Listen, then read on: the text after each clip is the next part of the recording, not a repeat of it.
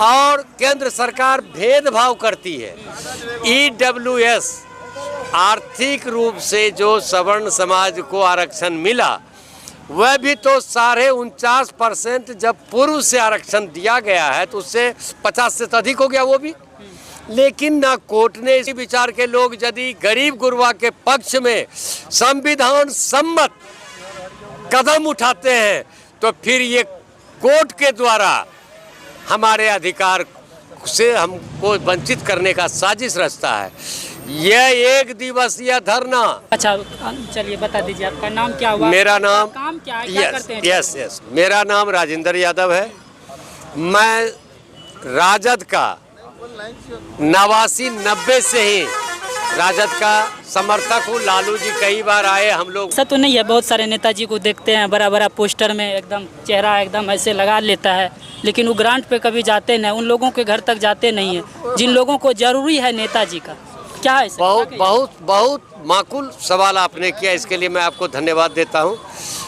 आप लोग आज पूरे राजद के कार्य जो है पूरे बिहार में बैठक है, 1 दिवसीय बैठक है 65% आरक्षण को नवीं अनुसूची में डालने का। क्या उद्देश्य है? क्यों आप लोग ये धरना धरने से क्या बीजेपी सरकार, अभी तो बीजेपी की सरकार है, क्या वो डालेंगे, कानून बनाएंगे संसद साहब? देखिए, हमारे माननीय भावी मुख्यमंत्री बिहार तेजस्वी जी ने जो आह्वान किया, आपको ध्यान देना होगा कि जब ये महागठबंधन की सरकार में बिहार में थे उसी समय पास हुआ।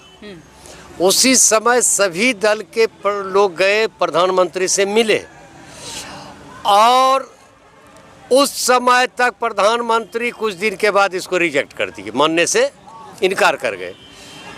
आज विरोधी लोग कोर्ट में जाकर के इसको अमान्य कर दिया और 65% आरक्षण को अमान्य करवा दिया कोर्ट के द्वारा। लेकिन बिहार सरकार का ये नैतिक कर्तव्य होता है कि हम सुप्रीम कोर्ट इसके अगेंस्ट में जाएं, हाई कोर्ट के अगेंस्ट, जजमेंट के अगेंस्ट में। लेकिन अब अभी तक बिहार के मुख्यमंत्री का कोई कदम नहीं उठा है। संदेह है कि इसको खत्म कर देगा, इसलिए 9वीं सूची, संविधान के 9वीं सूची में डालने की मांग पर हम लोगों का धरना हुआ। इसलिए यदि उसमें डाल दिया जाता है तो फिर कोर्ट का कोई अधिकार इस पर कार्रवाई करने का नहीं होता है। और केंद्र सरकार भेदभाव करती है। EWS आर्थिक रूप से जो सवर्ण समाज को आरक्षण मिला वह भी तो 49.5% जब पूर्व से आरक्षण दिया गया है तो उससे 50 से अधिक हो गया वो भी। लेकिन ना कोर्ट ने इस पर कोई एक्शन लिया, ना केंद्र सरकार ने इस पर लिया। केंद्र सरकार ने तो दिया ही है।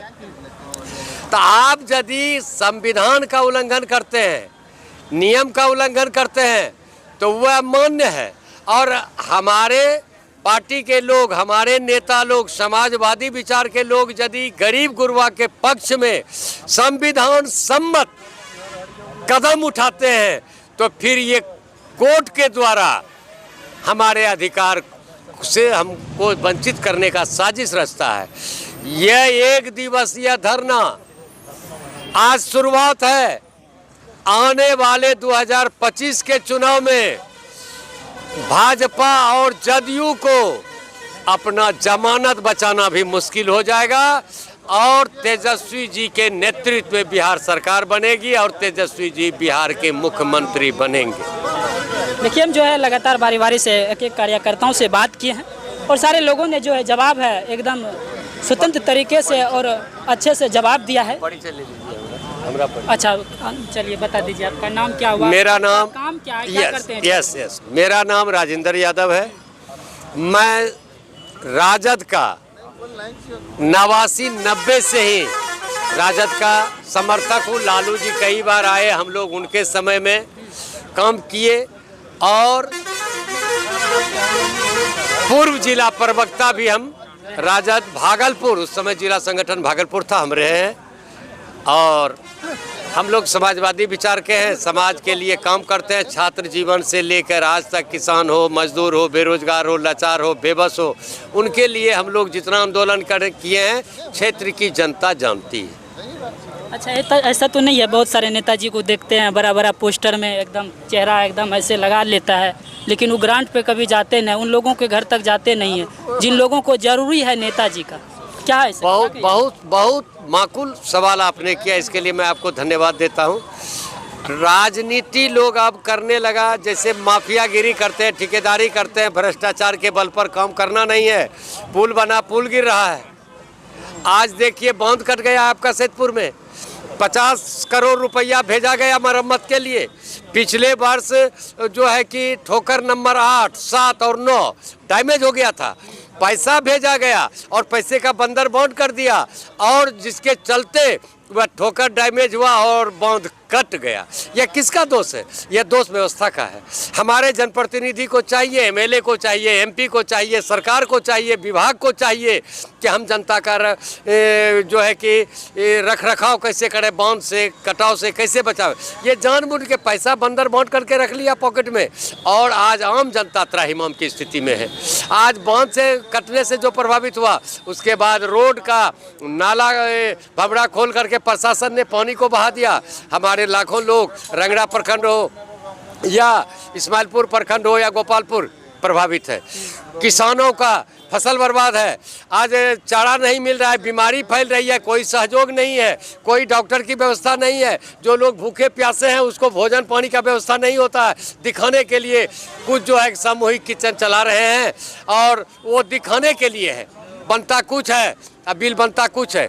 इसलिए मेरा कहना है कि इसी भ्रष्टाचार के खिलाफ ऐसे लोगों को मत चुने सरकार, जनता, जो कि भ्रष्टाचार को बढ़ावा देता है। इसी के खिलाफ आज जो है कि ये धरना का शुरुआत हुआ है, और आने वाले 25 में राजद की सरकार बनेगी, और ये महान जनता भ्रष्ट लोगों को सजा देगी। आपने कहा पोस्टर में कौन अपना नाम दिलवाता है? जनता के बीच एक दिन गया नहीं, विभिन्न मुद्दे पर दे दिया।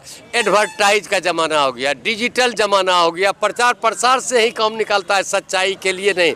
इसलिए जनता भी समझ रही है, और आने वाले समय में यही जनता जो है कि यहाँ के अवसरवादी लोगों को सबक सिखाएगी। इसी के साथ मैं अपनी बात समाप्त करता हूँ। आपका धन्यवाद करता हूँ। जय हिंद, जय भारत।